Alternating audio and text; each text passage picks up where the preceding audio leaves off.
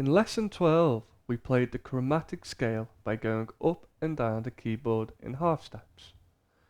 A whole tone scale can also be played by going up and down the keyboard in whole steps. For example, start on the note C. Now go up the piano in whole steps to the C an octave above, then come back down.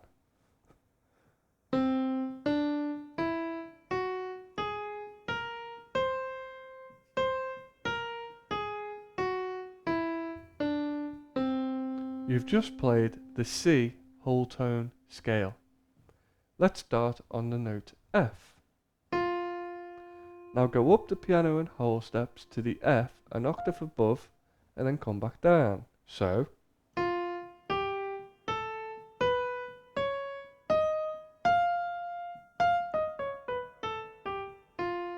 you've just played the F whole tone scale. Again, in part 4 we'll discuss scales in detail.